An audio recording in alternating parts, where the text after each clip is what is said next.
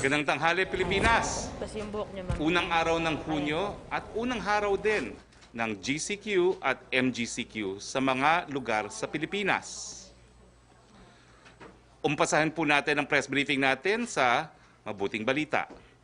Nakauwi na po ang mahigit 24,000 nating kababayang OFW sa kanilang mga tahanan.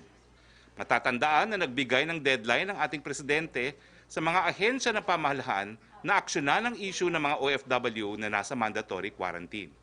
Ito ay matapos makarating sa Pangulo ang balitang may 1 o 2 buwan nang silang nasa Maynila nag-iintay ng kanilang test results at certificate of quarantine. Naka-flash po sa iyong screen ang breakdown ng mga OFWs na ating naihatid mula Mayo 25 hanggang Mayo 31.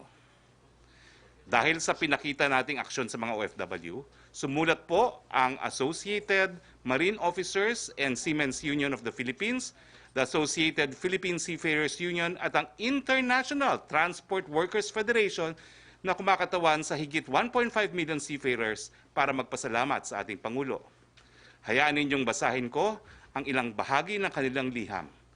The announcement made by your spokesperson Harry Roque on Monday that the government will use all government resources gives seafarers around the world renewed hope that they are not forgotten. Maraming salamat po sa inyo. Isa pang mabuting balita po sa ating mga OFW. Nagpapasalamat si Presidente Rodrigo Roa Duterte sa kanyang kamahalan King Hamad bin Isa Al Khalifa sa pagbibigay ng royal pardon sa 16 na Pilipino sa kaharian ng Bahrain.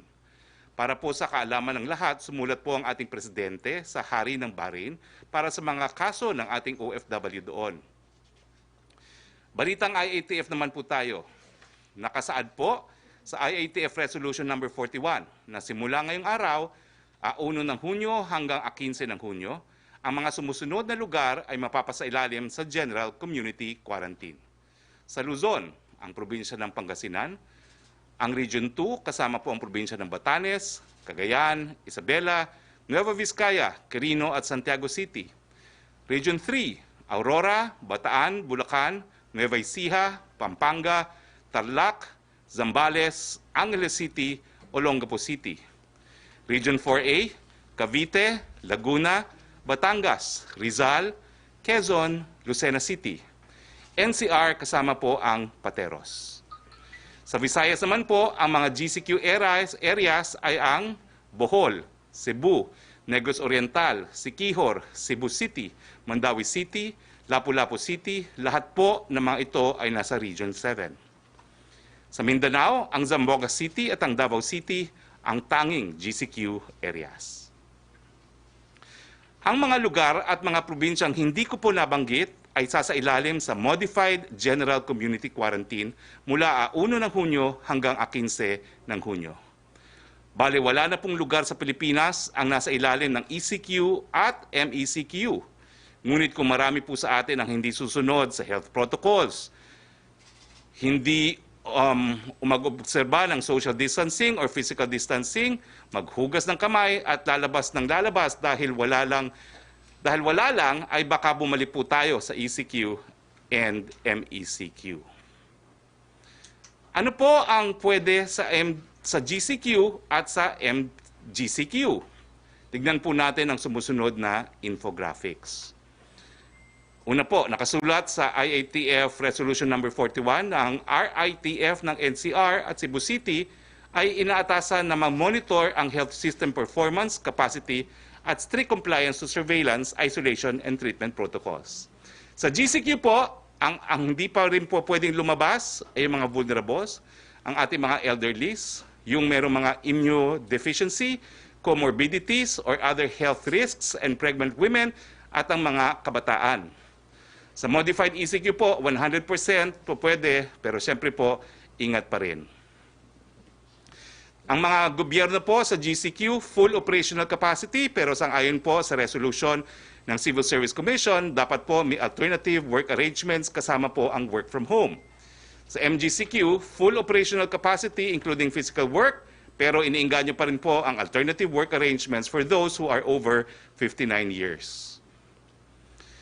Sa pampublikong transportasyon po, meron po tayong Phase 1.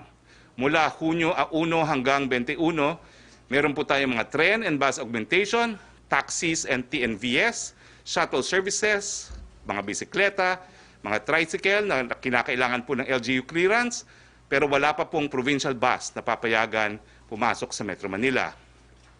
Sa Phase 2 po, mula June 22 hanggang 30, meron na pong mga public utility buses, mga modern PUVs at mga UV Express. Now, sa IATF Resolution number 41, ang RITFs po, yung mga regional IATF, ang magmamonitor ng health system performance, capacity, strict compliance sa surveillance, yung isolation, and treatment protocols. Sa Cebu po, bagamat GCQ na, kinakailangan po mag-submit ang mga namumuno sa Cebu City ng kanilang detalyadong plano para po sa zoning sa kanilang syudad at yung mga priority barangays. Now, lilinawin po natin ang rules pagdating po sa inter-province travel. Unang-una po, hindi nyo na po kinakailangan ng travel authority kung kayo nasa Metro Manila at iikot sa iba't ibang siyudad ng Metro Manila. Pero siyempre po, hanggang hindi kinakailangan, homeliner muna tayo. Now, hindi rin po kinakailangan ng travel authority kapag merong medical and family emergencies, kung ang travel nga po ay sa loob lamang ng isang probinsya o sa loob nga ng Metro Manila. Yung mga biyahe po na tatawid ng probinsya o involving 2 provinces, kinakailangan po ng travel authority pa rin. Now, kinakailangan po yung mga magbabiyahe na kinakailangan ng travel authority, sila ay APOR, Authorized Persons Outside of Residence. Yung mga APOR, hindi na po kinakailangan ng travel authority. Ulitin ko po, no? Yung APOR, hindi kinakailangan ng travel authority. Now, yung nga palang mga seniors, baka magreklamo na naman, no? Yung same rule po, nandyan pa rin. Pwede kayong lumabas kung meron po kayong kinakailang bilihin na indispensable at kung kayo po ay nagtatrabaho. Okay? Malinaw po yan. Para hindi naman magalit si lolo at si lola na naman kung hindi lilinawin. Punta po tayo sa update sa COVID-19. Meron na po tayong 18,086 na kaso sa Pilipinas as of May 31, 2020. Ang mga gumaling po ay 3,909. Ang mga namatay po ay 957. Yung mga nagtatanong, handa na ba tayong mag-GCQ? Well, itong graph pong ito ay yung tinatawag na positivity rate trending para sa Pilipinas. Ano ba ho itong positivity rate trending? Ito po yung mga porsyento na nagpositibo sa lahat ng mga na-testing na natin. So habang mas mataas po yung porsyento, mas maraming merong COVID-19 dun sa mga na-test, habang mas mababa, kumakonti po ang kaso. At makikita niyo po sa graph nito na nagsimula tayo noong, hindi ko babasa yung araw na yon, April, napakataas po ng positivity rate, no? 13.4%. April 12, 13.4%. At sa ngayon po, as of May 24 ay nasa 6.5% na po tayo. So, ibig sabihin, talagang gumana po ang ating ECQ at ECQ, pero siyempre po, kung magpapatuloy itong pagbaba ng positivity rate, nasa kamay po natin yan. Kinakailangan, homeliners, kung hindi kinakailangan lumabas, manatili sa tahanan, hugas ng kamay, pagsusuot ng face mask, paggamit ng disinfectant, at siyempre po, no, yung mga nag-iempleyo, kung po pwede po, alternative work arrangements. Tignan naman po natin yung capacity, bago tayo health system capacity, bago tayo nag-GCQ. Di ba ho, sinasabi ko na yung mga factors na tinitignan, yung pagkalat ng sakit, yung kapasidad magbigay ng critical care, at saka yung ekonomiya. Ito po makikita nyo na simula noong April 23, 2020, meron tayong 808 ICU bed capacity. Ang vacant po ng mga panahon na yon ay 555 at yung mga occupied ay 253. Makikita nyo po na mula noong April hanggang ngayon, May 28, dumami po ang ating ICU beds at dumami rin po yung mga bakanting ICU beds. Meron na po tayong 1,273 na ICU beds, kung saan 820 po ang bakante at 453 ang occupied. Bagamat ito po ay magandang mga senyales, napakadali po mapuno yan kung hindi tayo mag-iingat at hindi susunod sa health protocols. Tingnan naman natin yung mga mechanical ventilators, ilan na meron tayo, no? Noong April 23, meron po tayong 1,039, 830 po ang hindi nagagamit at 209 ang nagamit. Ngayon po, May 28, meron na po tayong 1,935, halos doble po. At 1,581 ang hindi po nagagamit at 354 po ang nagagamit. Ulitin ko po, pag nagkasakit lahat, kulang-kulang po yan. Social distancing, manatili pong malusog. At yung isolation bed capacity naman po natin sa buong Pilipinas, 4,925 noong 23 of April. Ang mga bakante noon ay 3,114. At ngayon po, ang occupied na, dati, ang occupied na isolation beds ay 1,811. Ngayon po, May 28, meron na po tayong isolation bed na 9,201, kung saan 5,900 po ay bakante, 3,301 ang occupied. Huwag po tayong magnasa na mag-occupy ng isolation bed. Okay, so kasama po natin ngayon at tayo po ay mapalad, no? Nandito po unang-una si Yusek Vergere, pasensya na po, the lone rose amongst the thorns, Department of Health. Nandito po ang takapagpatupad ng National Task Force on COVID-19, Secretary Galvez. Nandito po ang Secretary po ng DILG, Secretary Anyo. At nandito po ang ating Secretary ng Department of National Defense, Secretary Lorenzana. So, simulan na natin ang pagtatanong. May presentation pala si Secretary Vergere. Yusek Vergere, you have the floor. Maraming salamat po, Secretary Roque, at magandang hapon po sa ating lahat dito, kasama po ang mga secretaries of other agencies.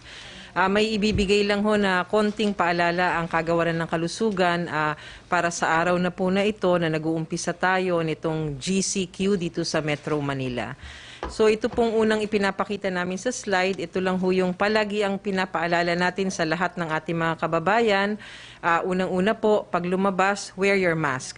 Hindi lang po isusuot ang mask kung hindi isusuot po ito properly. Marami ho tayong nakikita, isinusuot pero nasa baba lang nila o di kaya bibig lang ang tinatakpan. So if you wear your mask, you wear your mask properly na kino-cover po parehong ilong at saka bibig. Physical distancing, napaka-importante. Alam po natin na ang transmission po ng sakit na ito ay maaring makuha through droplet infection and close contact.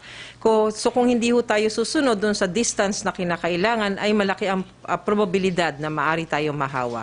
Washing your hands is very important, and of course, disinfecting common surfaces.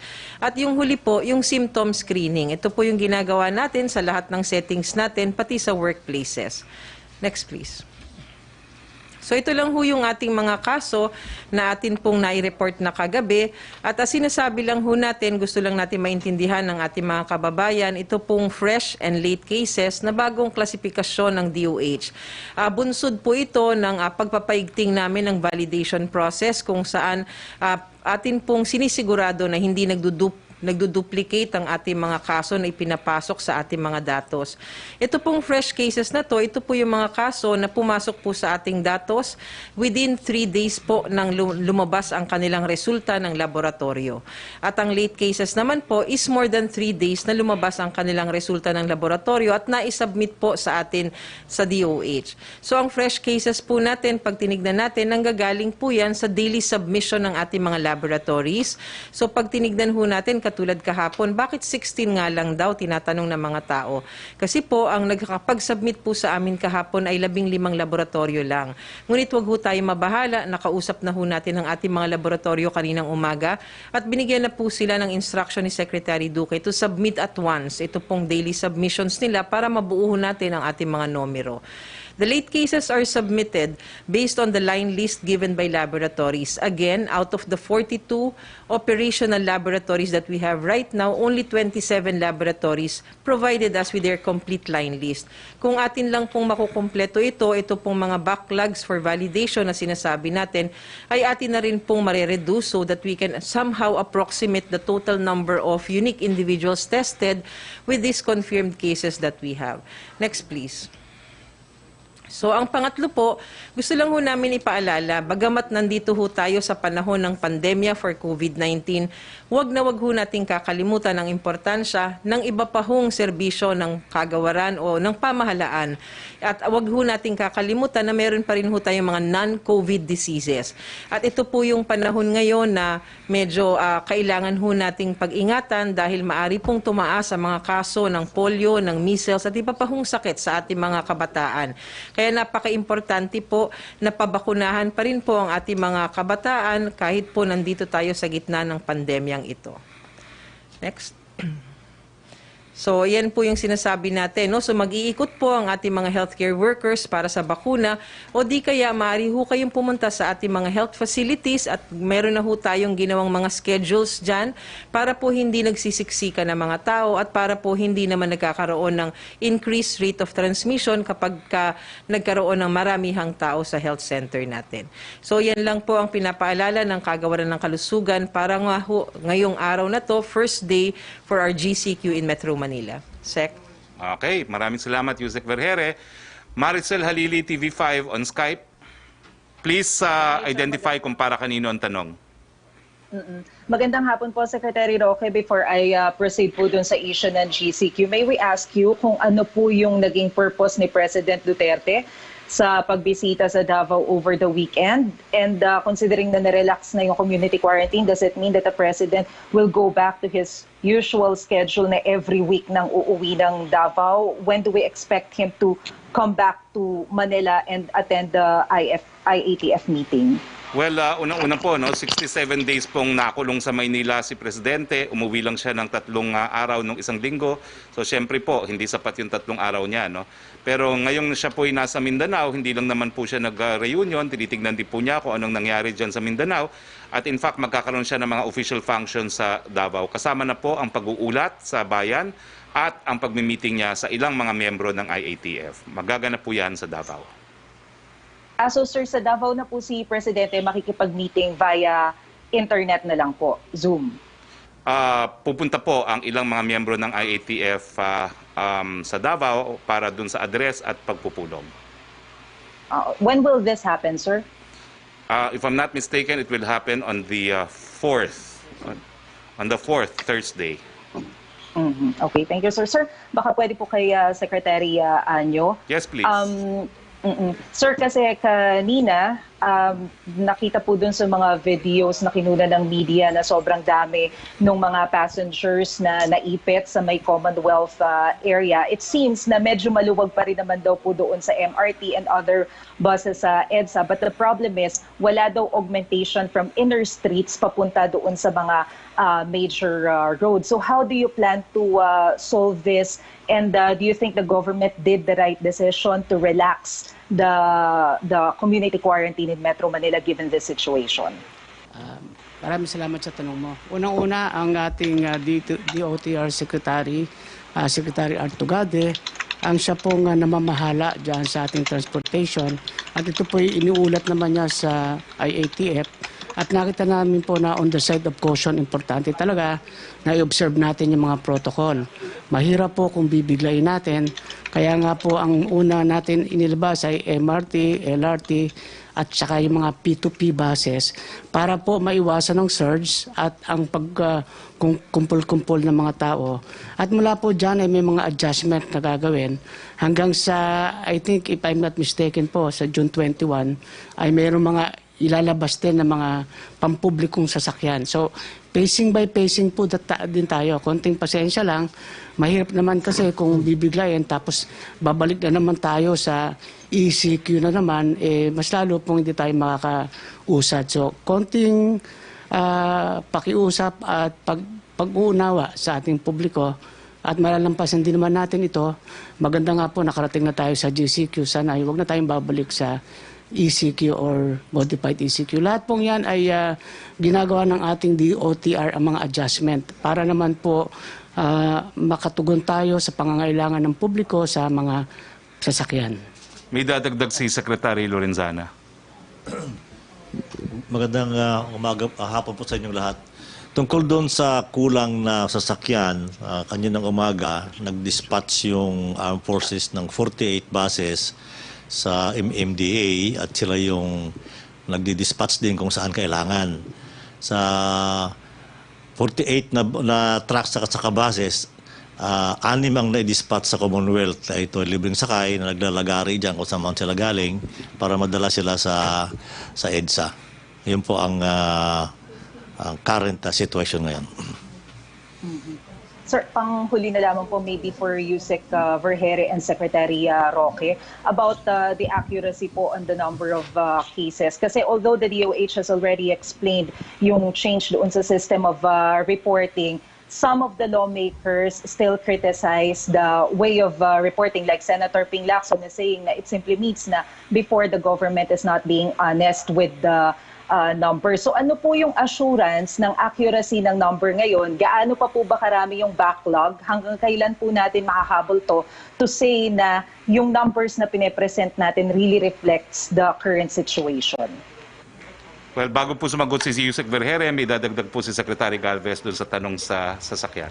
Kahapon po, nag-ikot po kami sa Metro Manila and then kasama ko po ang pamunuan ng NCRPO at saka po ng Joint Task Force NCR at nakapag-prepare po tayo ng mga sasakyan. Nag-usap na rin po kami ng DOTR at ang nakita po namin talaga yung medyo may problema lang talaga doon sa Commonwealth. Pero naayos na po ngayon dahil kasi ang ginawa po natin, yung ating reserve na bases doon sa PITX galing ng DOTR, ni-reinforce na rin po yun. Nagpulong na rin po kami ni GM Jojo Garcia at kung ano po ang mga magandang gagawin. So ngayon po nakakonect na po ang op center po natin ng MMDA at saka po ng ating NCRPO at saka yung ating NIC. So sa ngayon po, minamonitor po natin ngayon at sa ngayon nag-normalize naman po. Okay, maraming salamat, Sec. Now, yung katanungan po, yung reporting ng figures, sabi po ni Sec Ping Lacson, dishonesty daw. Yusek Vergere. Yes, sir. Magandang hapon po. Simulat sa pool po, ang kagawaran ng kalusugan ay naging transparent from the very start with our data. Nakikita nyo po lahat po ng aming ginagawa. We have an open system, yung data drop, kung saan maaring tignan ng mga kababayan natin ang aming mga datos. Ito pong ginagawa natin ngayon, we have automated our system. That's why bumilis po yung validation system natin. We now have this application, yung COVID Kaya, where all of our facilities will be using this so that we can hasten and we can minimize delays in the passing on or reporting system across our facilities to DOH. Now, ito pong sinasabi natin na mga backlogs na sinasabi, meron ho tayo ngayon, sa ngayon, we have around 6,800 pa na kailangan pong i-validate natin na atin pong pagtatrabahuan sa mga susunod na araw para po magkaroon na po tayo ng at least approximation between the unique individuals tested and those confirmed positive for COVID-19. Okay, Yusek Roque. Okay, good afternoon, Secretary Roque. Ang tanong po mula kay Rose Novenario of Hataw, reaction daw po sa resumption starting Monday of the mandatory OFW PhilHealth contribution, which is 3% of their monthly salary and is set to increase year by year, reaching 5% by 2024 as part of the Universal Healthcare Law.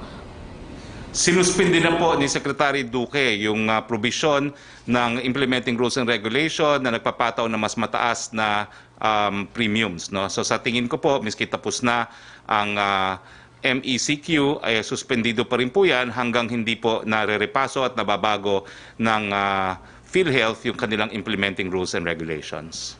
Yung second question po ni Rose Novenario pa rin, reaction daw po sa joint statement on rule of law in the midst of COVID-19. Well, we agree with the call for the rule of law. At kung ang tinatanong naman po yung kaso ni General Silas, tuloy po ang preliminary investigation ng piskal at tuloy din po yung proseso ng administrative case, bagamat hindi pa po nasusumite sa Malacanang yung request for authority to proceed with the investigation. Ang question naman ni Chris Jose ng Remate, ngayong mas maluwag na daw po ang kalsada ay nagbabala si Congressman Barbers ng pagtaas ng kaso ng drug trafficking sa bansa. Ang sabi po ni Congressman Barbers, marami daw po kasing drug pusher ang nagpigil na bumiyahe ng iligal na droga dahil madali silang mabubuko sa mga checkpoint. Bunsod na ipinaiiral na quarantine protocol. Ano po ang hakbang na gagawin ng gobyerno para hindi po maka-score ang mga tao nasa likod ng drug trafficking na ito? Siguro si Secretary Anyo. Maraming salamat sa tanong mo. Unang-una, yan ay atin ang pinag-isipan at in fact ay nakatulong nga po ang quarantine sa pagsugpo ng droga. In fact, ang ating pong crime ay bumaba ng 59%. From 11,000 po, i-compare natin yung period bago po nag-quarantine. No? I-compare po natin nung nakaraang panahon ay naging 4,000 na lang po yung ating crime volume. So, yan po ay 59%. Kasama na rin po yung drugs dyan. At ang ating pong kapulisan at iba pang ahensya ay naghahanda habang tayo ay nagluluwag. Umasa po tayo na sisiguraduhin natin ang lahat ng measure ay ipatutupad natin, lalo na sa paglaban dito sa drugs. Malaki epekto din po ang pagkakaroon ng quarantine sa ating mga drug syndicates. At in fact, ito ay patuloy na binabantayan natin. So nakikita po natin na mas gumaganda nga po ang ating peace and order situation dahil sa quarantine na ating pinatutupad. At nag-a-adjust po tayo unti-unti. At ang maganda rin po rito ay dumadami rin po yung mga nagbo-volunteer sa atin na nagbibigay ng impormasyon. At ito rin ay isang paraan sapagkat sa matagal na panahon na hindi nakagamit ng droga, yung ibang mga kababayan natin ay unti-unti naka-adjust din yung katawan nila. Maaaring sa susunod ay ma-get rid na nila yung paggamit ng droga sapagkat forcefully ay nagkaroon ng tinatawag na withdrawal. Sana po ay tuloy-tuloy ito at we will make sure po na lahat ng tamang programa at pagpapatupad ng batas ay gagawin natin para tuluyang mawala na rin ng droga dito sa atin. Yes, Joyce Balancho, DZMM. Yes, good afternoon po, Secretary. Pwede po sa inyo tong tanong na to or kay Secretary Anyo. Follow-up lang po dun sa dati ko na rin po natanong dun sa angkas. Kasi po lalo na po ngayong GCQ ay marami po yung mga kapamilya natin, mga kababayan natin na humihiling na sana baguhin natin yung policy against couples na bawal during angkas. Nabanggit nyo, Secretary, before na itatalakan nyo to sa IATF. May update na po ba doon, Secretary? Siguro si Secretary Anyo. Yes, ang ating angkas, ang ating panuntunan dyan ay bawal pa rin sapagkat ito ay malaking violation sa ating health protocol. Una-una, i-explain ko lang, kung ang mag-asawa ay papasok at nakaangkas, pagdating niya sa opisina ay mahahawa yung lalaki at pag uwi niya, nakaangkas yung babae naman ang mahahawa. Ang susunod naman na mahahawa ay ang opisina o kaopisina ng babae. Habang mayroon pa pong virus, hindi po tayo pwede magsugal dyan. Hanggang sa sana ay dumating tayo sa new normal, wala na tayong virus at wala nang positive cases, ay babalik din po naman tayo dyan. Konting pasensya lang. Paano natin masosolve itong angkas dahil anbawa ay mag-asawa nga sila. Unti-unti po ay gumagawa tayo ng bicycle lane, gagawa tayo ng tricycle lane, at lagyan na lang po ng sidecar yung motor at pwede nang isama niya yung kanyang misis. Ganun lang po naman yung mga solusyon habang mayroon pa tayong virus. Pag wala na po, babalik na ulit tayo sa dati at pwede na sila mag-angkas.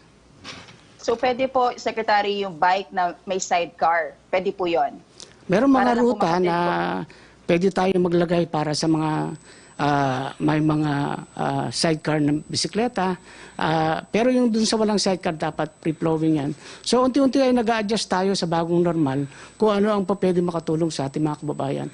Huwag lang po nating madaliin kasi pagka biglang bumalik tayo sa ECQ, mas lalo pong mahirapan tayo. So sabi nga ay hinay-hinay, unti-unti, ay makakarating din tayo sa pupuntahan natin. Opo, regarding pa rin po sa public transportation, dahil nabanggit po ni Secretary Anyo kanina, may second phase which is June 21 kung saan mas marami pa po yung papayagan na public transportation. May mga netizens po na workers na nagtatanong, makatarungan po bang i-absent sila ng kanilang mga employers just because hindi sila makapunta sa trabaho dahil hindi pa sila sakop nitong available transportation sa kanilang mga lugar?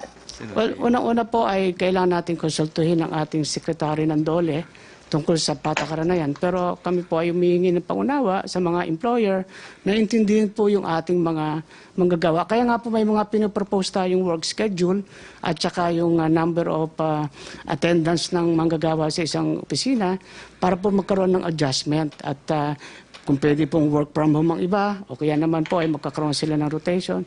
So tulong-tulong po tayo, bayanihan po tayo rito. Pero ang ating pong DOLE Secretary ay pinag-iisipan na po yan at sa susunod po ng mga araw ay magkakaroon din tayo ng mga adjustment at sana naman po ay makaunawa yung ating mga employer. Yes, okay. Secretary Roque po, Yes. recent briefing po nabanggit po ni CEC Commissioner Aileen Lesada na wala pong hazard pay. Yung mga personal na papasok po ngayon GCQ. Bakit po ganun, Secretary? I mean, lagi naman natin sinasabi MECQ or GCQ na dyan pa rin yung threat ng virus. So, bakit tinanggalan ng hazard pay still facing with the same given na nag-transition tayo? Well, ganun din po ang kasagutan ko, no? Yung banta po, bagamat naririyan pa, has become manageable dahil na humaba na yung doubling rate ng sakit at saka na-increase na yung capacity natin to provide critical care. So, hindi na po ganung katindi ang banta, bagamat kinakailangan po talaga mag-ingat pa rin.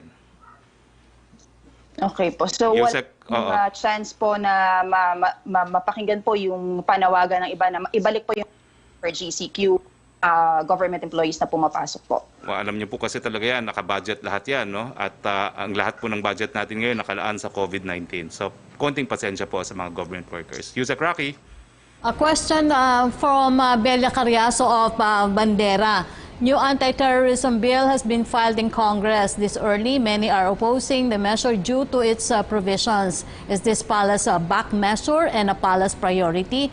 Would it be certified as urgent daw po? That's actually a piece of legislation which was passed or being deliberated by Congress. We always respect this prerogative of Congress to draft policies. So far, it has not been certified urgent, but I think Secretary Anya would like to comment as well, or Sec Delphine Lorenzana pala will comment on this. Good afternoon. Yeah, itong panukalang batas na to ay na-certify na yata sa ni Secretary. Nandun sa Malacanang ito, alam ko kung hindi pa lumalabas. Pero it is certified urgent bill para matapos ito bago mag-recess yung Congress ngayong June 5. Ang comment ko lang doon sa mga nag-o-oppose dito ay wala namang basihan yung kanilang mga opposition dahil binasa ko yung panukalang batas nandito sa akin ngayon. Yun naman karapatan ng mga tao ay may sapat na provisions.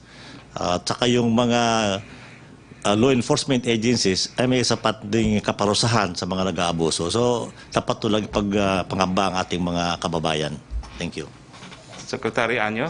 Yes, ito po namang bill na to ay talagang matagal na po itong pinag-usapan at matagal na pong hinihiling na maipasa ito sapagkat ito po ay talagang threat na nangyayari hindi lamang sa ating bansa, sa buong mundo. At itong mga terorista na to ay nagpaplano din yan kahit tayo ay naka-quarantine at nandito tayo sa problema ng COVID. At kung marirecall natin, may mga ibang insidente na gumamit pa ng sarin gas para ipatupad yung kanilang terorismo. Kailangan makapaghanda tayo. Very timely na po ito para po kung bumalik tayo sa bagong normal, nakahanda na rin po ang ating mga batas sa pagpapatupad at hindi na po tayo magkaroon ng problema sa terorismo. So ito po naman para sa kaligtasan ng lahat at pinag-isipang mabuti at sinisigurado po natin na walang abuso mangyayari. Kaya sana po ay suportahan na rin natin itong anti-terrorism bill po natin. Yes. Ni Belia, Secretary, medyo may binanggit na po si Yusek Berhere. Pero yung follow-up question ni Belia dito, ano daw po yung masasabing alarming, yung increase in case na magkaroon na nga daw po ng increase na naman, paano daw po masasabi na ito ay alarming na at ano daw po magiging option ng return sa ECQ? Since economic consideration yung lifting ng lockdown, masasabi ba natin na we have no choice but to move forward at hindi na daw po maging option ang lockdown? Yusek Vergere? Yes, sir. Yun pong ating sinasabi na mga indicators na ginagamit para makapagrekomenda po tayo, para magrekomenda ang IATF sa ating presidente ay yun pong case doubling time and the critical care utilization rate.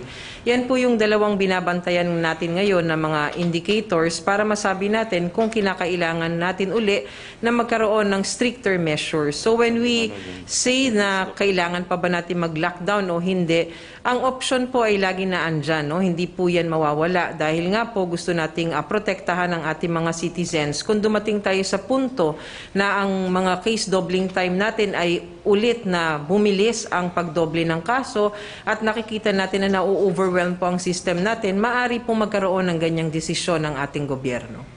Secretary Garvez and then Secretary Anyo. Sa ngayon, meron tayong pinapatupad sa localized natin na pag sa COVID. Nakita natin meron na tayong tinatawag na yung zoning concept na yung lockdown natin, nilo-localize natin. So para at least ang mga yun, ang gagawin natin, meron tayong tinatawag na rapid response kung saan magkakaroon ng mag-uusbong ng new cases. Nila-lockdown natin ang isang building, nila-lockdown natin yung isang block, nila-lockdown natin ng barangay. At ginagamit din natin yung mga provisions ng ECQ at saka GCQ doon sa mga lugar po na yon. So, tinignan po namin ito para at least ang nakikita natin, continuous balancing ng ating health at saka yung economy. At nakikita namin na itong localized fight against COVID is mas maganda. Kasi nakikita natin mag-segmented ito at saka ito tinatawag na surgical at saka tinatawag nating mas localized. Sec Anyo. Kailangan po ang tingnan natin dito ay ang totality po, ang perspective natin, hindi lamang po sa iisang indicator.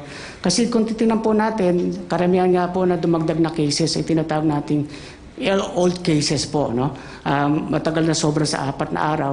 Pero pag tingnan po natin yung ating data sa mga namatay, ngayon po ay 7 lang ang namatay, no? Ang huling ulat natin, ang nakarang araw ay 8, nakarang araw ay 21 at wala po tayong nakikitang siksikan sa hospital. So ibig po sabihin nito ay yun po yung magandang panuntunan na nakikita natin po na nakukontain po natin itong virus na to kahit po na maraming late reporting ay hindi po ganoon ang sitwasyon na akala natin ay nakakaubusan na ng bed sa hospital at by the hundreds ang namamatay. So yun po ay tingnan natin sa pangkahalatang pananaw na kaya-kaya po natin yung sitwasyon at hindi naman po nangangahulugan na babalik tayo sa MECQ o sa ECQ sapagkat sa indicators po natin ay natutugunan ng ating health sector ang panggagamot sa ating mga pasyente ng COVID. Kaya nga halimbawa po, itong data po natin nung kahapon, 7 po ang namatay na ating mga kababayan. Sa maraming pong naiulat ay akala natin ay sobra-sobra na po. Pero ito naman ay dahil sa bumilis na rin, na-automate na yung ibang mga kagamitan natin. Kaya yung mga dating walang resulta ay lumalabas ngayon. So ang tingnan po natin yung pangkabuong resulta. At nakikita po naman natin na gumaganda at na-handle po natin mabuti ang COVID crisis. Trish Terada, CNN. Magandang tanghali po, Sir Senbam. This question is addressed to any of you may answer po, no? Follow up lang po kami doon sa domestic flights. We just like to clarify kung kailan po talaga magre-resume yung domestic flights because local carriers are announcing na June 2 pa po sila magre-resume. I talked to CAB and CAAP at apparently ang nagiging problema are the local government units are refusing to admit passengers from the domestic flights. No? So, paplansyahin po yan, but perhaps our Chief Implementer, General Galvez, can comment on the topic. Sa local flights, may sinabit na po yung ating DOTR, tinitingnan po namin at kasi kukonsult po natin ng mga LGUs kasi ang nakita natin din, takot din talaga yung mga LGUs na magkaroon ng open travel dahil kasi yun nga sa importation. And sa ngayon po, ino-open natin yung ating air travel only sa inbound passengers from our OFWs and seafarers. Sa ngayon po, nung dati po, nilimit po lang natin na 400 to 600. Sa ngayon po, dahil yung ating 24,000 po na OFW ay nakauwi na po, ngayon po, inaangat po namin to sa 1,000 to 1,500 a day. Kasi meron po tayong 42,000 na ina-expect na OFW na darating ngayong June. So sa ngayon po, pag-aralan po namin mabuti, i-consult po namin si General Sana at saka si Secretary Tugade at saka si SILG para pag-aralan po kung ano pong lugar ang pwede natin pong buksan. Sa ngayon po, bubuksan po natin ngayong linggo, ito pong Clark kasi nakita po natin may testing capacity na siya dito.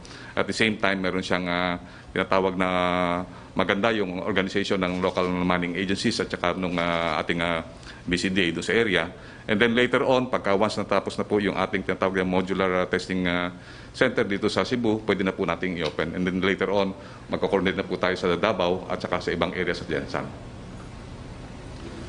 Yes, next question.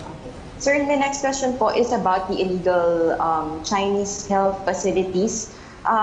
Sir, ito po bang pagkakaroon ng sunod-sunod po kasi yung pagkakahuli or pagkakadiscover nitong illegal Chinese health facilities, hindi po ba siya nakaka-apekto doon sa real picture of the number of our COVID cases? Because from what we understand, hindi naman po sila nagko-coordinate sa local government units or even to our health department. So, paano po kaya yun, sir, na posibleng hindi natin alam kung positive or PUI, pero nakakagala sila on their own because they're doing their own tests. And at the same time, sir, kung may mga ganito pong behavior na pinapakita, is it high time to review the existence of POGOs? Because it appears na despite our hospitality na pinapakita po sa kanila, in a way, it's very disturbing na they don't seem to trust our health institutions because they have their own facilities. Well, unang-unang po, tatlong kaso pong nasasampa dyan sa mga underground clinics na yan. Yung illegal practice of medicine, yung illegal sale of unregistered pharmaceutical products, at saka yung violation po ng quarantine law natin dahil lahat po ng COVID cases at dapat rin-report sa DOH. Ang POGO po, wala pa pong nag-ooperate na POGO. Kasi ang sabi po ng BIR, hindi pa sila nagbibigay ng tax clearance sa kahit kanino. So I think the question is premature. Wala pa naman pong nag-ooperate na POGO. Let's not attribute anything na hindi pa po nagsisimula nga yung industriya na yan. Next question, please. Sir, my next question is for Yusek Vergere. Yusek, may pinapatanong lang po, yung backlog po, supposedly makiklear po siya or parang the commitment was to have it cleared by last week. Ano raw po yung nangyari kung bakit hindi po na-meet yung deadline ng pag-clear ng backlog? And on the other hand, may mga nagsasabi din po na kaya naman daw po palang mapabilis itong pag-clear ng backlog. Bakit po medyo late in the game or ngayon lang nagawa yung pag-clear ng backlog po? Yes, sir. Yes, ma'am. Klaruhin lang po natin, meron ho tayong dalawang klase na backlog. Ang una pong klase is the laboratory backlogs. Ito po yung sinasabi natin na lahat po ng samples na na-receive natin for testing at mula nung na-receive hanggang mag-release ng results ay more than 48 to 72 hours. That's a backlog for laboratory. Now, the backlog in validation, we don't call it a backlog. Actually, it's the delays in validation. So this validation is we are trying to confirm the cases through the documents that are being sent to us, the case investigation form. So yung pinag-usapan po natin last week are the laboratory backlogs. We were able to reduce the backlogs from laboratory from 7,000 to I think only almost 500 last Friday. Unfortunately, over the weekend, the exhaust fan of the Western Visayas Medical Center, the exhaust system for their negative pressure room, nasira po uli. So this is again another unforeseen circumstance kung saan nagkaroon ho tayo uli ng maraming backlog because hindi po sila nakapag-test. And we are trying to address this already. So yun pong backlog natin ng una tayong nag-usap-usap ay na-reduce po natin yon. Ito na lang ho uli, meron na ho tayong mga bagong operational issues which again, nagbigay uli ng backlog sa iba nating laboratorio. Thank you. Yusek Roque. Thank you, Trish. Okay. Yusek Roque. Question from Eileen Taliping of Abante Tonight. Paano daw po yung payment holiday sa loans and credit card payments ngayong nasa GCQ na sa Metro Manila? Okay. Basta loans, the law will apply. Meron po tayong 30-day grace period. Ang pagbabayad ay beginning, kung ang date due po ay May 31, you still have 1 month grace period to avail of. Okay? So yung 30-day period, grace period under the law is upon lifting of the MECQ. Okay? Tanong pa rin kay Eileen, sabi nyo nitong weekend wala ng second wave para sa mga pamilyang nasa GCQ. Ay ibig po bang sabihin nito pati yung mga pamilyang hindi nakatanggap ng una o yung mga na-left out noong April ay wala na rin tatanggaping ayuda dahil GCQ na sila? Lilinawin ko po, yung second tranche, yan po ay para doon sa mga lugar na nanatili sa ECQ or MECQ at yung 5 milyong additional na mga individual na nabigyan dahil gusto ni Presidente mabigyan ng mas marami. So kahit anong classification po ng lugar ninyo ngayong Hunyo, wala pong epekto yan doon sa pag natatanggapin yung ayuda para po sa nakalipas na buwan. Malinaw po yan. Joseph Morong. Hi, sir. Good afternoon. Good morning, gentlemen. Good morning, Yusek Verhere. Sir, I'll do away with the practical questions first, no? So yung quarantine pass, hindi required within the GCQ. So yung bang mga lipat bahay, balik bahay, pwede na yan, sir? Si Chief Implementer Secretary Galvez. Mga lipat bahay po. Si Secretary Anyo. Gumawa kami ng panibagong panuntunan at ang ating pong mga pag-ibihin po natin yung quarantine pass po sa travel pass, no.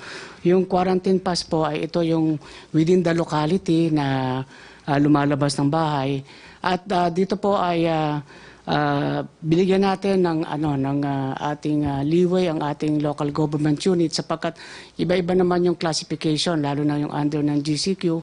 Meron talagang mga community diyan na sinasabi natin na meron pa pong mga infection, no?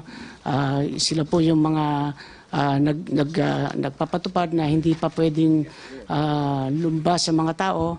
At ito pong mga areas na ito ay mayroon pong kapangyarihan ng ating local government units para magpatupad ng quarantine pass sa mga lugar na meron pang mga infection. At yun namang mga lugar na tinatawag natin ng mga libre na ay pwedeng hindi na magkaroon ng quarantine pass. So ito ay depende na sa sitwasyon ng ating mga LGUs. So ang ibig sabihin nito, may discretion ng ating local government unit sa pag-i-issue ng quarantine pass para naman sa ganon ay maprotektahan din nila yung mga lugar na meron pang mga infection. Okay, next question. Yes, sir. Sir, I was not able to preview na lang later, hindi ko marinig kayo masyado, sir. But thank you for that answer. Sir, maybe Secretary Galvez and Secretary Anyo can answer because the strength of yung lockdown natin, no, yung targeted lockdown depends on the number of tracers that we have. Number one, can I have an update, sirs, on the number of tracers that we already have and we need to contract? And pasagot na rin, sir, dun sa sentiments ng public na parang now that we opened up to GCQ, parang sinasabi nila matibay na lamang to, sir. Sinong gustong unang sumagot? Sa tracer, sa issue po ng tracing, si Chief Implementer? Tracing siya. O tracing o DILG? Dahil DILG nagtitracing. Go. Sa tracing po natin, ang overall natin ay maganda na. No? Umaabot na tayo sa 96% ang ating tinatawag nating contact tracing ability. No? Pero dito po sa Metro Manila ay nasa 76% pa rin tayo. Ano po ibig sabihin nun? Ay, ibig sabihin nun ay sa 100 positive, mayroon pa po tayong hindi natitrace na 24% at ito po ay kailangan natin pag-ibuyang mahanap sapagkat ang ating pong batas ay mayroong mga tinatawag na Data Privacy Act na hindi katulad po ng Vietnam, no? Ang Vietnam kasi lahat ng cases nila ina-announce sila sa TV, sa radyo at saka sa newspaper, no? Sa atin po may mga protection tayo kaya ang ating pong mga epidemiology surveillance units, ang ating Philippine National Police ay tuloy-tuloy. So ang ibig pong sabihin nito, dahil po may mga restrictions sa ganyan, ay kailangan pa rin po natin ng tinatawag nating GCQ at MGCQ. So, pero sa ngayon po ay malaking improvement yung ating contact tracing. At in fact, because of contact tracing ay nag-improve yung ating sitwasyon. Pero ganun pa man, kailangan pa rin talaga natin ang kondisyon ng quarantine para naman po sigurado na hindi makalipat ang virus sa ibang tao. Si Chief Implementer, Secretary Galvez. Hindi naman siguro tama yung matira matibay dahil kasi talagang tinitingnan namin, pati nga kami nila DTI, umiikot kami ng mga nila NCRPO. Nakikita namin talaga yung mga tao naman talaga medyo sumusunod din sa atin. In fact, doon umikot kami sa mga malls. Alam natin yung SM North, doon kami kahapon. Akala natin na maraming tao na doon. Alam nyo, 20% pa lang ang pumupunta na tao dahil kasi malaki rin ang takot ng mga tao. And then nakakaawa nga yung ating mga business sector kasi talagang walang pumapasok sa kanilang mga stalls. So with that, nakikita rin natin na yung ating mga business sector, they're heightening up their strict protocols. Natutuwa nga kami kasi yung mga LGU natin sa Metro Manila, at saka dito yung mga business sector, mas mataas pa ang kanilang awareness talaga na even yung stricter pa sa IATF ang pinapatupad nila. So, ang nakita ko dito talaga ang concern ng mga LGUs at saka yung mga business sector, we are working together na at least yung transmission talaga ma-prevent. At the same time, yung pag-open ng GCQ will also put us some breathing space na magkaroon talaga ng economic activity, considering that more than millions of our workers are being affected by the lockdown. So yun po ang natin, and then we will localize yung lockdown sa mga barangays, sinasabi natin segmented at saka yung surgical, and we could have tinatawag natin na yung ma-prevent natin talaga yung tinatawag natin, kinatakutan natin na magkaroon ng widespread transmission. So yung second wave po, talagang we are protecting our people na hindi po tayo magkaroon ng second wave. That's why yung testing capacity din ng Metro Manila tumaas na meron na po tayong 25 testing center po sa Metro Manila. Okay. Last question, Can I Joseph. Yes, sir. Can I go to Undersecretary? Go ahead. Yes, sir. Yes, go ahead. Ask your question. Hi, good morning, ma'am. Ma'am, ang sinasabi niyo po na is 6,000 and then we now have 18,000. So kung i-add po natin to, meron po tayong 23,000, ma'am, na total number of possible infections in the Philippines is only 20,000. And another question is, hirapan daw kung ilang yung na hindi yata pinayagan ng DOH to install yung machine sa Western Visayas. Hirapan sila with the procurement and basically just movement of their initiative to mass test individuals. Two questions, ma'am. Yes. Yes, Joseph. The first one would be, yun sinasabi mo na 23,000 because you're adding the validation delays to our existing confirmed cases. Ito ay hindi pa sigurado, no? Kapag bina-validate natin ang mga kaso, atin tinitignan baka may duplication, baka may mga erroneous inputs, so babawasin pa rin natin yan. So hindi talaga mo masasabi na pag in-add mo yan ay iyan yung magiging total mo na 23,000 plus. Mababawasan pa yan because of validation. Second would be the Western Visayas Medical Center na hindi tumanggap ng makina. Wala kami pang nare-receive na ganyang impormasyon. Although dito sa Western Visayas Medical Center at saka sa iba pa nating mga laboratory facilities, through our National Task Force, no, sila Secretary Galvez, nagkaroon na tayo ng mga kasunduan na meron na ho tayo mga tinutulungan, no, to expand our testing dito po sa mga vulnerable population across these different areas. Maybe Secretary Galvez can also add to this answer, Secretary Galvez. Pupunta nga kami doon sa Iloilo, and also galing din kami sa Cebu. In fact, itinataas natin yung level ng testing capacity doon. Naglagay na nga tayo ng dalawang notch o tinatawag na automated machine doon sa Central Visayas. At doon po sa bandang Iloilo at sa Negros ay nagtatayo na rin po tayo ng laboratory. Kahapon, nakausap na po namin ng Ayala Group at may tinatayo po sila ng parang yung sa Qualimed, yung tinatawag na mga civilian laboratories na itatayo doon sa bandang area ng Western Negros. Kaya po pupunta kami po bukas, titingnan po namin yung mga laboratories kung ano po ang mga kailangan pa ng mga tinatawag nating PCR machines at saka magdadala rin po kami ng mga rapid test kits. Sir, nahihirapan yung project. Yusek Roque. From Francis ng Daily Tribune, Laguna Representative Dan Fernandez, it is as unconscionable the move by the NGCP to demand a 3.2 billion increase in its billing for services this year, with the ERC granting the NGCP's request despite the country is currently experiencing COVID-19 pandemic. Fernandez threw this criticism at the NGCP after officials of the country's power grid operators defended their demand for an additional 3.2 billion in interim maximum annual revenue for 2020.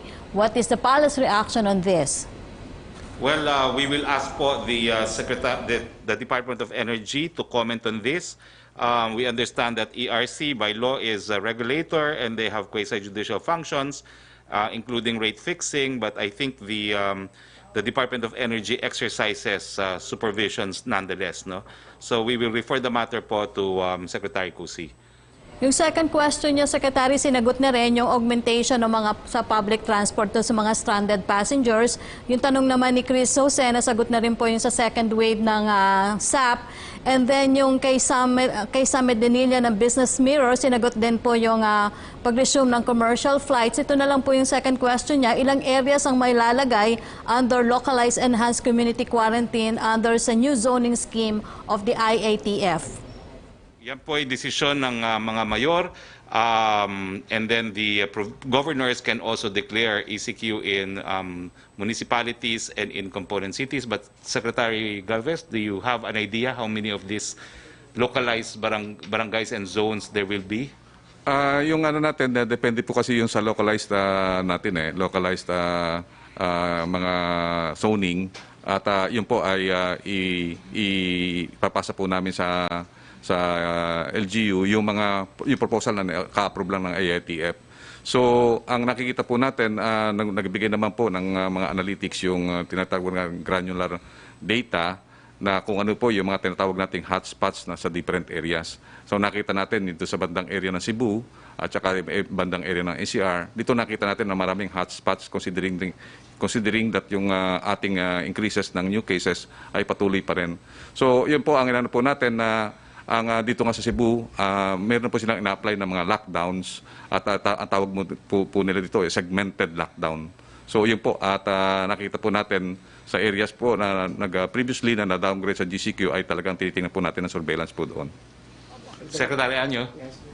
Ito pong ating localized ang ating pong localized lockdown po ay iba-ibang antas. Meron pong isang barangay, merong isang subdivision lang o kaya ay isang building lang para lang mabilis na makontain yung infection. At ano po yung numerong binabantayan natin? Dapat po pag merong 2 pataas, dapat po ay ila-lockdown na natin yan para mas maliit, mas mabilis, mas madali nating mapipigilan.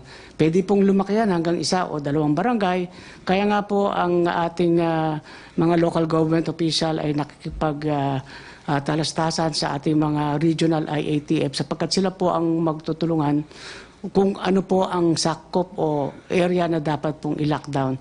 Ito po ay para masigurado natin na hindi na magkakaroon pa ng contamination sa ibang lugar at madali nating mapigil ang pagkalat ng ng virus sa isang area. So iba-iba po yan. Merong isang barangay, merong isa lang subdivision o kaya isang building lang po. So dyan po papasok na talaga yung discretion ng ating local government unit sa tulong din po ng ating IATF sapagkat meron po tayong binuo na mga tinatawag po nating special teams na siya pong mag-aayuda sa ating local government units. Sa ganyan pong pamamaraan ay makakapagpatuloy ang pamumuhay pero matutugunan natin yung talagang areas na dapat bigyan ng konsentrasyon. Siguro last question. Meron pa bang last question? Wala na. Secretary, meron pang tanong si Jeneline Cabiling, will the government increase the budget to meet COVID testing target of 1 to 2% of the country's population? When will the government achieve this testing goal? Naka-budget na po yan. At lilinawin ko lang na yung mga areas na mataas ang kaso gaya ng Metro Manila, we seek to target up to 10% of the budget. When do we seek to achieve this goal, Chief Implementer? Sa ngayon po, talaga tumataas po yung capacity ng ating mga testing laboratories. Ang ano po natin, baka before the end of June ay magkakaroon na po tayo ng mataas na capacity. Sa ngayon po, ang NCR po ay nagkakaroon po ng regular testing na po ngayon by LGUs. Binigyan na po namin sila ng quota. And then ginagamit na po natin ang mega swabbing areas natin dito sa Metro Manila. So ang nakita po namin, nag-meeting kanina yung private sector at saka yung sila Secretary Vince Dizon. And we are moving forward na before the end of the month ay talagang ma-achieve na po natin yung capacity natin na meron na po tayong capacity na more or less 30,000 po na capacity test a day. Sa ngayon po, nagkakaroon po tayo ng konting problema sa supply chain at sinusolve na po natin po yun. Pia Gutierrez, ABS-CBN. Hi, Siguro sir. last question nito. Sir, Last this 3 question questions. Yes. to you and DILG Anyo. Sir, yung bunga Nako, choppy ka. Choppy, we can't hear you. We can't hear you. Hindi namin marinig, Pia. Pia, pakiayos yung audio, hindi namin marinig. Sir, to expedite this or will Wala kaming narinig, Pia. Si Melo Acuña muna habang inaayos natin ang audio ni Pia. Melo Acuña. Good afternoon, Secretary. Good afternoon to all the resource persons. Isang tanong muna para kay Secretary Roque. Binanggit po ng pamahalaan na maaring gamitin ang mga himpilan ng radyo at telebisyon sa pagtuturo sa mga kabataan. May sapat po bang pondo ang pamahalaan para sa private radio and television stations sapagkat hindi mabubuhay ang mga himpilan ng radyo at telebisyon on tax credits? That's the first question. Well, meron po tayong PTV4, meron po tayong IBC 13 at titignan po natin kung ano pa yung mga community channels na gagamitin ng DepEd. Pero sa tingin ko naman po, kung talagang kinakailangan yan, hahanap ng budget ang DepEd para dyan. Dahil marami naman po tayong matitipid dahil walang face-to-face classes, no? So, pwede naman sigurong ma-realign yung ilang pondo ng DepEd towards compensating yung mga community TV and radio stations na gagamitin natin para sa eskwelahan. Your next question, Melo? Yeah. Okay po. For Secretary Lorenzo, ano po napipintong umuwing mga Pilipino mula sa Sabah sapagkat unvaccinated sila? Bang paraan ang Department of National Defense these people na makauwi sa Pilipinas dahil striktong programa ang Malaysian government? Yeah, meron tayong programa dyan, Melo. Ginagamit natin yung mga, kung kinakailangan natin sunduin sila doon ng ating mga aeroplano, meron tayong C-130s, kung hindi kaya barko ng Navy. So, inaayos lang natin through the Department of Foreign Affairs kung ilan itong babalik at saka inahanapan din natin ng mga quarantine facilities either sa Tawi-Tawi o hindi kaya sa Basilan. Opo. Huling tanong po for Secretary Anyo. Early, yung po bang DILG, nakilala na natin yung best and worst practices in local government units in their response to COVID-19 crisis? Thank you, Secretary. Yes, totoo yan. Meron na tayo nakita mga best practices at meron po kaming forum na isinishare namin yung best practices na ginagawa ng ibang LGUs para po makatulong sa ibang LGUs. As a matter of fact, ay ang mismo pong ulap, ang leagues ng provinces, ng cities, at saka ng municipalities. Tuloy-tuloy po yung talastasan namin. Meron po kami tinatawag na ugnayan na talakayan through Zoom din. Almost everyday po yan at kaharap at kausap namin yung ating mga local government units na isi-share natin yung mga best practices. Ito rin po siguro ang isang dahilan kaya mabilis nakagraduate yung ibang municipalities na makapunta sa MGCQ. At until po ay ginagawa natin yan para ma-share at malaking magandang programa sapagkat bumilis din po ang makikita po natin ang GCQ areas natin ay kukunti na lang at mas marami na ang ating MGCQ. At sana ituloy-tuloy na to sa bagong tinatawag nating new normal. So we continue to share experiences and learn from each other. Pia Gutierrez. Hi, sir. Sir, now? Sige, try mo uli. Go. Hello, sir. Yes, go ahead. We can hear you now. Yes, Go. sir. Okay, sir. Change location. This question is NDILG Secretary. Kasi tapos na po yung buwan tayo, but we have yet to of the social amelioration. Ang sabi ng this is because the DAs have yet to complete liquidation reports. So we do not know. So ano po yung ginagawa na to expedite this? We expect the palace to the DSWD to with the second tranche. Tapos yung validation, lalo na't kay ng mga tao yung ayuda. No? Maraming salamat. Medyo choppy yung dating pero sasabihin ko na rin yung aking kasagutan. Unang-una, ang ating unang tranche ay patapos na talaga, no? At konting-konti na lang at tuloy-tuloy pa rin yung mga ang problema lang natin talaga yung malalayong lugar, yung mga island. Pero yung dito sa mga within mainland, tapos na po tayo dyan. Kung titignan po natin siguro nearing 100% na po tayo and we are now preparing for the second tranche. At dito sa second tranche, ito nga hawak ko yung aming joint implementing guidelines na kung saan ay gagamitin na rin ng DSWD yung mga iba't ibang mode of payment sapagkat nung sa SAC form, nakalagay po doon kung ano yung mga po pwede magamit na mode of payment. Kaya mas mabilis itong second tranche sapagkat magagamit na natin yung iba't ibang e-payment at e-cash arrangement. Pero tutulong ang ating PNP at saka AFP sa mga lugar na malalayo para sa pagdidistribution. At siyempre, ang participation pa rin ng ating mga LGUs. So, ang tuloy-tuloy naman din ang validation na ginagawa ngayon. Ibig sabihin, yung mga nakatapos na ay nagbabalidate na at nagpiprepare ng ating DSWD sa pag-distribute ng second tranche natin. And we will make sure na mas mabilis ito sapagkat combination na ito ng manual at saka ng e-payment and at the same time, yung 5 million na sinasabi nating hindi nabayaran o hindi nabigyan ng first tranche, uunahin din po natin sila. At sa ngayon, ang ulat sa akin ay 4 million names na po ang na-validate namin, dito sa DILG at ito ay pinapasa namin as we get it to the DSWD. So, maaaring mauna pa nga itong mga naiwan na 5 million dahil sapagkat kailangan naman nila ito. So this is a very good work in progress and hopefully this June ay maibigyan na natin lahat itong second amelioration. Sir, when do we expect the validation, sir?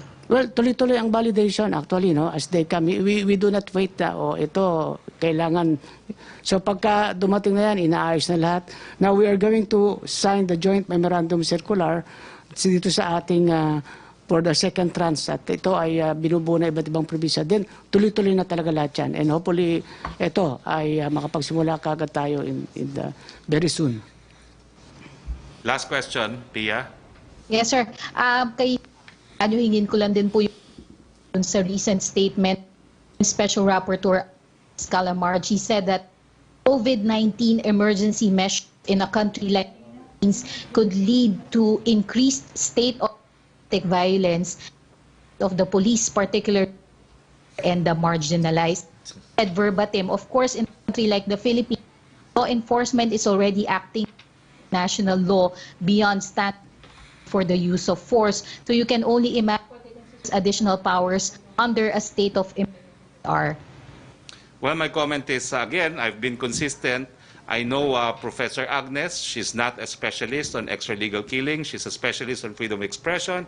It would have been better if the UN appointed an actual expert on extralegal killings, no, of the same caliber as Philip Alston. No? I wish Agnes good luck. I wish she could get tenure in her university so that she can actually be recognized as an expert. Now, I'd like to restate the rule in international law. The use of force is not prohibited by the state, provided it is necessary and it is proportional. And I think the kind of responses, the use of force that we have seen, satisfy this criteria. If not, then the appropriate cases are filed, whether be it criminal or administrative, which is the duty of the state in case of an alleged violation of the right to life. Secretary Anyo. Yes, kung makikita natin ang sitwasyon sa Pilipinas, compare natin sa ibang bansa, lalo na sa Amerika, malayong malayo yung ating sitwasyon.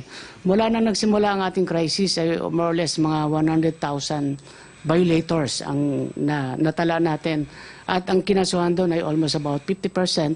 Ay iba naman doon ay pinagsabihan lang at pinauwi naman. Ano?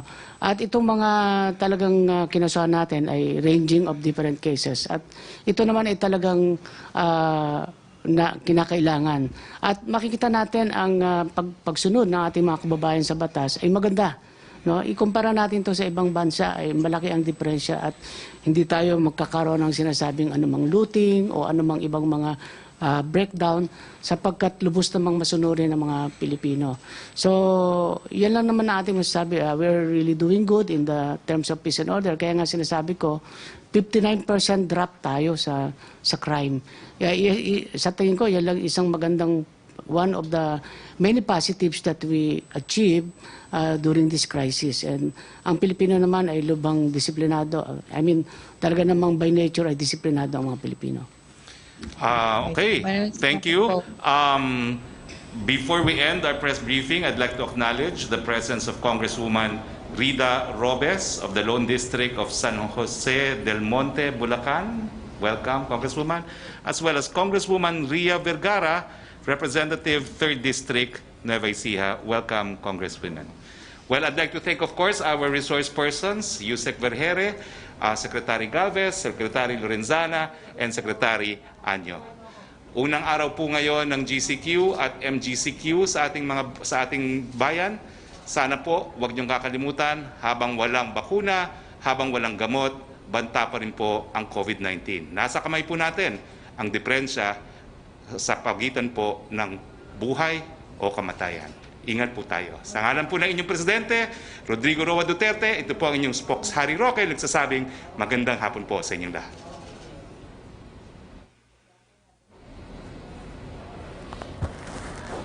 At inyo po nga natunghayan ang naging press briefing. Kasama po si Presidential Spokesperson Harry Roque. Maraming salamat po sa inyong pagsubaybay. Sa ngalan pa rin po ng RTVM at ng People's Television Network, ako po si Roque Ignacio. Para po sa mga lugar kung saan pinapatupad ang GCQ o General Community Quarantine, ito po ang mga dapat nating malaman para sa ating kaligtasan. Ito na po ang tinatawag nating new normal. Sa lahat ng oras, dapat wag pa rin natin kaligtaan ang minimum safety standards. Una po, ang safety protocols.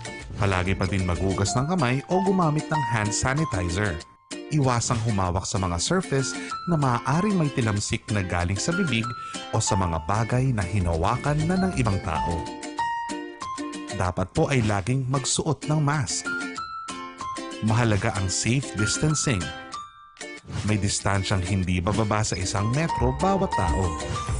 Kailangan din iwasan ang pakikipagkamayan, ang pag-akap at ang beso-beso. Kahit nagpapapasok na ang ibang opisina, sana'y unahin pa din ang work from home hanggat makakaya. Obligasyon ng kumpanya na magbigay ng shuttle service para sa mga empleyado at hinihikayat naman po ang mga kumpanya na ipatest ang mga empleyado upang makasigurado na wala silang taglay na virus. Ito po ang mga pwede nang gawin. Pwede na po ang pang-individual na exercise sa labas ng bahay gaya ng walking, running, dancing, at biking sa loob lang ng GCQ areas. Hanggat maaari ay huwag muna magtipon-tipon. Kung hindi maiwasan, dapat ay hindi lalampas sa 10 tao. Muli, mahalaga ang safety protocols at safe distancing. Dapat pa din pong manatili sa loob ng mga bahay ang mga may edad na gaya ng mga senior citizen. Hindi rin dapat lumabas ang mga may sintomas ng sipon, ubo, trangkaso. Hindi pa rin po dapat lumabas ang mga bata. Pwede na po ang public transport pero dapat reduced load capacity o sa menos na kapasidad. Ang mga ito po ay ang LRT, MRT, PNR, mga bus, jeep, taxi, eroplano at iba pang inter-island vehicle, gayong pwede lang bumiyahe mula sa lugar na naka-GCQ papunta sa naka-GCQ din. Pwede na din po ang tricycle, public shuttle at mga transport network vehicle service gaya ng Grab. Sa mga pribadong sasakyan naman ay company shuttle, sariling sasakyan, bisikleta, motorsiklo at e-scooter. Pero sa anumang sasakyang pangmaramihan, kailangan pa rin ang reduced capacity at safety protocols and safe distancing. Ang mga eskwela ay pwede nang magpapasok sa college level pagkalipas ng September 1. Hindi pa din po pwedeng pumasok ang basic education na mula kinder hanggang grade 12. Ang government offices po ay fully operational na, gayong ang mga empleyado ng gobyerno ay papasok ng may alternatibong work arrangements. Ito po ang mga serbisyong pwede na nating magamit: mga ospital, mga klinik at mga veterinaryo, grocery at supermarket, butika, self-service laundry, food delivery, gasolinahan, bangko, remittance at pawn shop, hardware, bookstore, school supplies at office supplies, baby care supplies, mga bilihan ng damit, water delivery, mga serbisyo ng gobyerno sa mall, bilihan ng pet food, mga services para sa computer at komunikasyon, flower shop, tindahan ng mga laruan, pero sarado po ang mga play area nito. At ito naman po ang mga lugar na hindi pa natin pwedeng puntahan: sinehan, mga bar at mga lugar pang videoke, palaruan, library at museum, resort at beach, mga lugar kung saan tayo nagpapaspa, masahe, facial, waxing, at iba pa, restaurant, at mga barberia. Kung susundan po natin ang mga guideline ng GCQ, mas madali nating madadaig ang COVID-19 at pwede tayong mag-heal as one. Maraming salamat po.